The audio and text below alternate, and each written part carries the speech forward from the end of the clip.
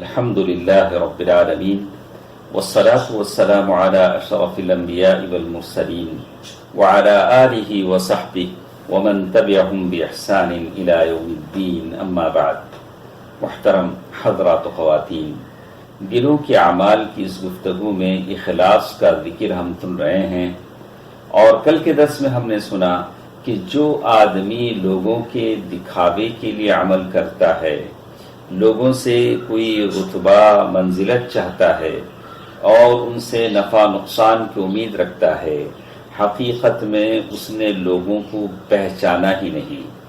ایک طرف اللہ کو نہیں پہچانا، دوسری طرف لوگوں کو نہیں پہچانا، لوگوں کی بے بسی کو نہیں پہچانا، لوگوں کی مجبوری کو نہیں پہچانا کہ وہ اس کے لیے کچھ نہیں کر سکتے، دوسری طرف اللہ تبارک و تعالیٰ کی عظمت اور اس کی شان کو نہیں پہچانا. اور جو اللہ کو صحیح معنی میں پہچانتا ہے، اپنے اعمال، اپنے اقوال، اپنا دینا، اپنا منع کرنا، سب کا سب اللہ تعالیٰ کے لیے کرتا ہے. کسی سے محبت کرتا ہے تو اللہ کے لیے کرتا ہے، کسی سے نفرت کرتا ہے تو اللہ تعالیٰ کے لیے کرتا ہے. تو اسی لیے کہا جاتا ہے کہ آدمی جب لوگوں کو پہچان لیتا ہے تو ان کی بے بسی اس پر واضح ہو جاتی ہے، اور اللہ کو صحیح معنی میں پہچان لیتا ہے تو اللہ تعالیٰ کی عظمت اور اللہ تبارک و تعالیٰ کی بڑائی اس پر واضح ہو جاتی ہے. اسی کے ساتھ ساتھ میرے دوستو، بزرگوں، ایک اور چیز بھی ہے کہ آدمی جہاں تک ہو سکے اپنے عمل کو مخفی رکھے. جیسے ہم روزہ رکھتے ہیں، روزہ اللہ تعالیٰ کی نظر میں سب سے محبوب عمل ہے. وہ اس لیے ہے کہ وہ لوگوں سے چھپا رہتا ہے، اور ساتھ ساتھ روزہ صبر کا بھی محتاج ہے. آدمی اس میں صبر کرتا ہے، اور چھپا کر صدقہ دینا یہ بہت افضل ہے صدقہ ظاہر کر کے دینے سے. اور اسی طرح رات کی تاریکیوں میں نماز پڑھنا بہت افضل ہے فرض نمازوں کے بعد. یہ سارے اعمال اللہ کو اس لیے محبوب ہیں کہ اس میں آدمی چھپ کر یہ عمل کرتا ہے، چھپ کر عمل کرتا ہے. بشر الحافی کہتے ہیں لا تعمل لتذکر اکتم الحسنۃ کما تکتم السیئہ. تم ایسا عمل کبھی نہ کرو کہ لوگ جس سے تم اس عمل سے لوگوں کی شہرت چاہو، لوگ تمہاری شہرت کریں. اکتم الحسنۃ کما تکتم السیئہ. اپنی نیکیوں کو ویسے چھپاؤ جیسے تم اپنی برائیوں کو چھپاتے ہو.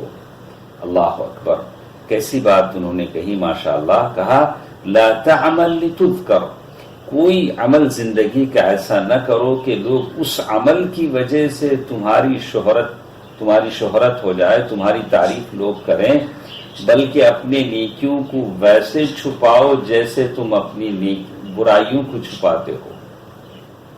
اسی لیے ہم دیکھیں گے کہ صدقہ فطر کبھی افضل ہو جاتا ہے، کبھی افضل ہو جاتا ہے چھپا کر صدقہ کرنے سے. اس لیے کبھی دکھا کر صدقہ کرنا، جہاں صدقہ دینے والے کم ہوں تو آدمی دکھا کر صدقہ کرتا ہے تاکہ لوگوں کی دلجوئی ہو، لوگ بھی آگے بڑھ کر صدقہ کریں. ابو اسحاق الزجاج اپنی تفسیر میں کہتے ہیں سورۃ البقرہ آیت نمبر 271، جس میں کہا وَإِن تُخْفُوهَا وَتُؤْتُوهَا الْفُقَرَاءَ فَهُوَ خَيْرٌ لَكُمْ. اگر تم صدقہ چھپاؤ گے اور اس کو فقیروں کو دو گے تو یہ تمہارے لیے بہت بہتر رہے گا. اللہ کے نبی صلی اللہ علیہ وسلم کے زمانے میں تھا کہ جب بعض اوقات میں زکوٰۃ چھپا کر دینا ہوتا تھا، لیکن آج جب لوگ آپ کے تعلق سے گمان کریں گے کہ آپ زکوٰۃ نہیں دیتے ہیں تو آدمی کبھی اظہار کر کے بھی دے سکتا ہے. لیکن جو نفلی صدقہ ہے اس کو تو اسے چھپانا ہی اچھا ہے. نفلی صدقہ آدمی جتنا چھپا کر دے گا، خیرات جتنا چھپا کر دے گا، اتنا وہ اللہ تعالیٰ کی رضا اسے ملے گی. اور اس لیے کہ وہ ان نفلی صدقات و خیرات سے صرف اللہ تعالیٰ کی رضا چاہتا ہے. اسی لیے ابن عطیہ کہتے ہیں وَيُشْبِهُ فِي زَمَنِنَا أَن يَحْسُنَ التَّسَتُّرُ بِصَدَقَةِ الْفَرْضِ فَقَدْ كَثُرَ الْمَانِعُ لَهَا وَصَارَ إِخْرَاجُهَا عُرْضَةً لِلرِّيَاءِ۔ تو کہتے ہیں کہ بہت اچھا ہے کہ صدقۃ الفرض چھپا کر دیا جائے، جیسے کہا البتہ حالات کے حساب سے کبھی آدمی صدقہ دکھا کر دیتا ہے، کبھی یعنی صدقہ جو فرض زکوٰۃ ہے وہ کبھی لوگوں اس سے دیتا ہے کہ اگر وہ دے گا تو سارے لوگ اس کے ساتھ دیں گے، اور اس پر کوئی غلط بھی نہیں رہے گی چیز کہ لوگ نہ کہیں کہ زکوٰۃ نہیں دیتا ہے۔ البتہ نفلی صدقات جتنے ہیں، نفلی خیرات جتنے ہیں، وہ جتنا چھپا کر دے گا اس کی اتنی اس میں اللہ تعالیٰ کی رضا ہوگی۔ تو کہتے ہیں امام مسلم کی حدیث ہے جس میں جریر بن عبداللہ رضی اللہ تعالی عنہ کی حدیث، جس میں کہتے ہیں کہ رسول اللہ صلی اللہ علیہ وسلم کے خدمت میں کچھ دیہاتی آدمی آئے، وہ سارے کے سارے اونی کپڑے پہنے ہوئے تھے۔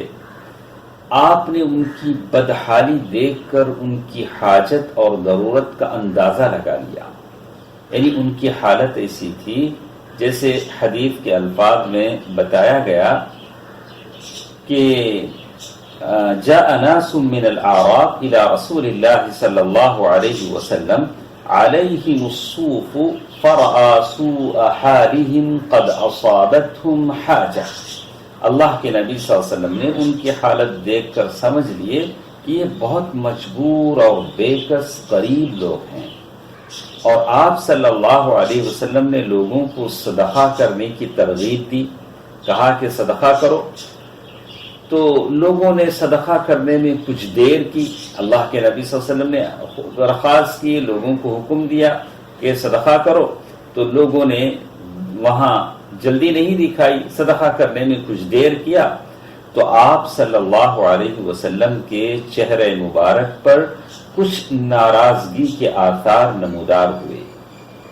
پھر انصار میں سے ایک آدمی درہم کی تھیلی لے کر حاضر ہوئے، ایک ایسی تھیلی لائے جو درہموں سے بھری ہوئی تھی، اور جیسے ہی ان کو کسی صحابی نے دیکھا، دوسرے صحابی پھر آئے، پھر ایک کے بعد ایک لگاتار سلسلہ شروع ہو گیا، یہاں تک کہ اللہ کے رسول صلی اللہ علیہ وسلم کے چہرے مبارک پر خوشی کے آثار ظاہر ہونے لگے۔